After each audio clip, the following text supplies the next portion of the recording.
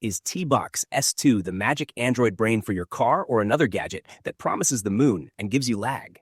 Carlinkit says S2 turns any factory-wired CarPlay or Android Auto port into full Android with wireless CarPlay and wireless Android Auto.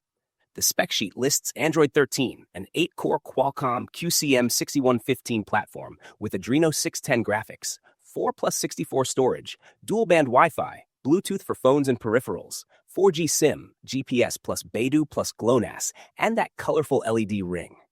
The idea is simple. Your head unit stays stock while S2 runs apps like YouTube, Spotify, Waze, even EV charging tools without tying up your phone. The promise is faster boot, smoother video, fewer drops, and an interface you can customize. So is this clever innovation or just expensive plastic with a neon halo? Here is the market context. This is an AI box, not a simple dongle. It pretends to be a phone to your car and a car to your phone. That means compatibility depends on your vehicle's wired CarPlay or Android Auto implementation, your phone, your cables, and whether you have strong Wi-Fi inside a metal box on wheels. Reality check is strong. The brand's manufacturing entity is Huizhou Yunlian Technology, and they have FCC filings for their Android AI boxes and a public Alibaba profile, which is what you want to see for a real factory. The company's site lists a Shenzhen and Huizhou presence and publishes a full support portal and manuals. Domain age for Carlinkit.com goes back to 2017, and registration is China-based, which aligns with the corporate registry information.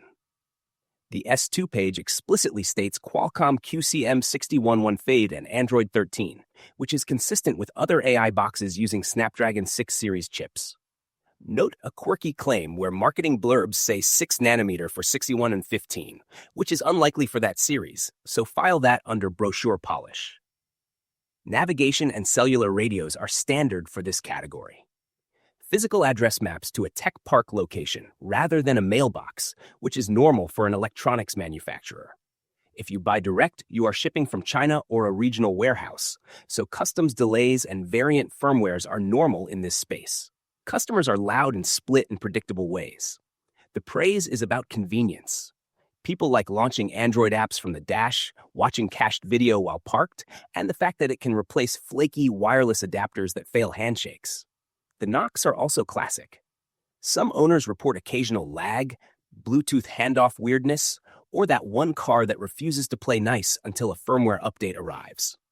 Language in reviews often repeats the same support names and phrases, which fits a small team doing triage across time zones, not bot spam. The overall sentiment on mainstream review hubs trends positive, with a lot of shout-outs for human support and issue resolution, while the negative cluster is about QC variance and returns friction.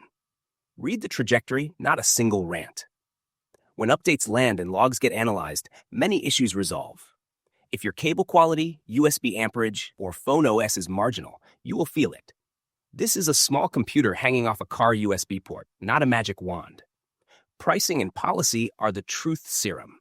Carlinkit's own mall lists the LED Tbox version from about $139, which undercuts many Snapdragon 665-based competitors that sit closer to $180 to $340 depending on storage and HDMI out. The refund policy on the Carlinkit CarPlay store says 60-day returns with a 15% restocking fee on buyer remorse and a requirement to ship faulty units back to China for inspection. Shipping pages mention extra fees if a parcel boomerangs unclaimed. Payments include major cards and PayPal, which is good for consumer protection. Red flags are not screaming scam. They are the usual China direct trade-offs.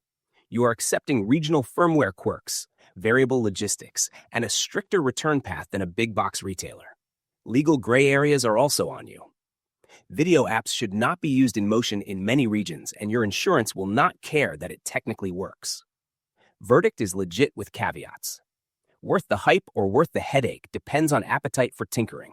If you want a set and forget wireless adapter, buy a simple dongle locally with easy returns. If you want full Android on your dash at an aggressive price and you are comfortable flashing updates and swapping cables, then S2 is a solid value.